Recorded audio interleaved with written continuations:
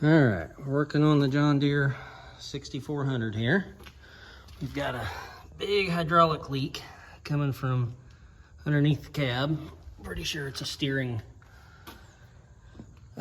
line. So one of these lines here that runs off the steering is going to be leaking. We're going to replace both of them while we're going. Means we could tip the cab. So to start with, we'll take out that bolt there with a 30 mil. Another one on the other side of the cab right there. Then we're gonna have to come around on the back, undo these two, undo these two. We've already got a piece of 1/2 inch rod through this hinge.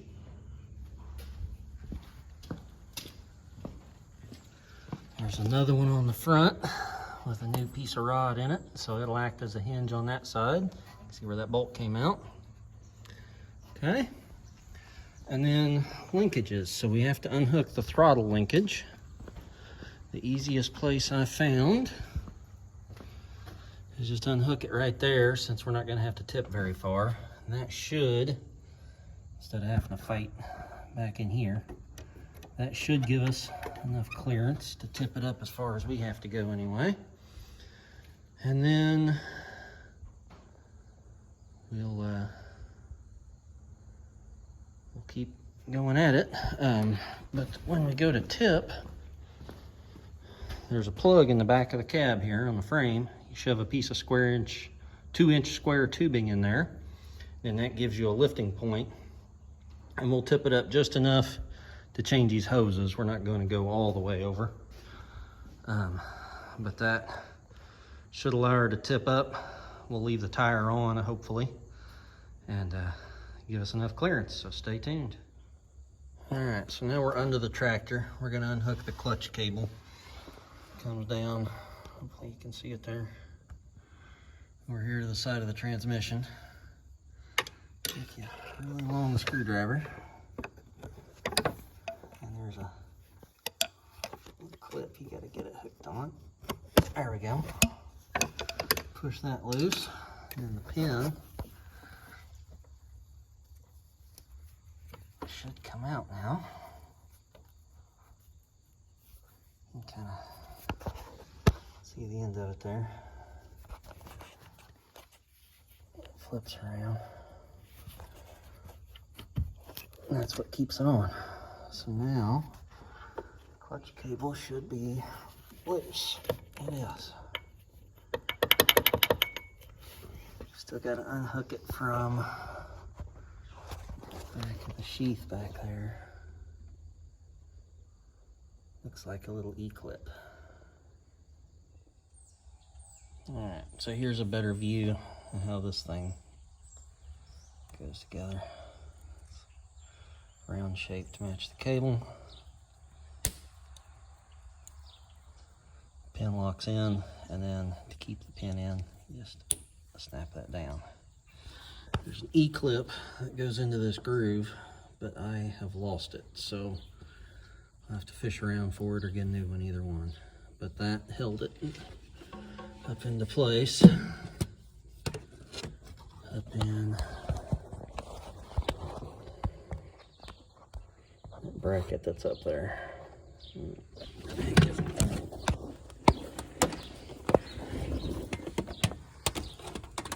Fish it around up in there. Up in there.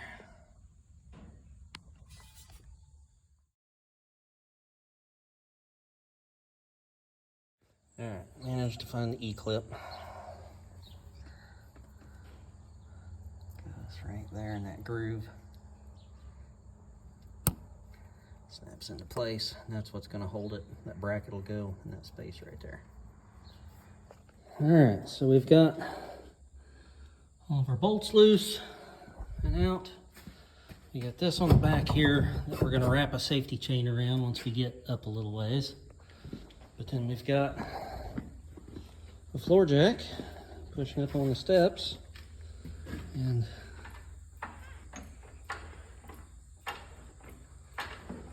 tilting away.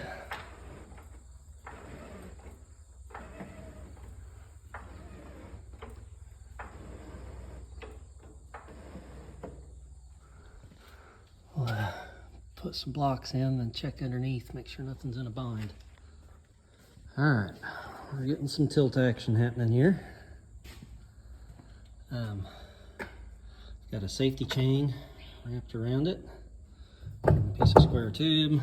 I got a couple blocks under it so I can reach under. And then I saw a wire here that's on top of the fuel tank cinder unit. So we're gonna unplug that. If I can figure out how it disconnects.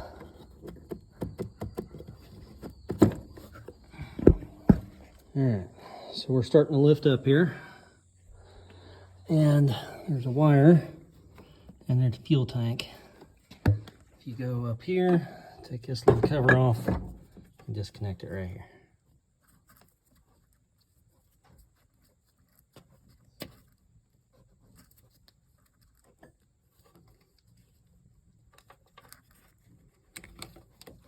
Okay, now we can keep lifting.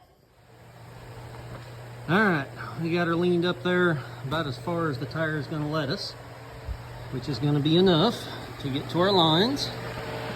And just for safety, custom cut a little wedge to stick in there and put a lag bolt in it so nothing falls on us. I think we're all set, ready to do the lines now, which are buried up underneath in here.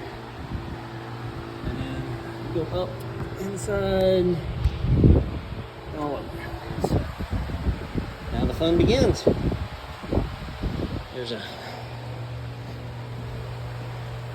shot over from the back.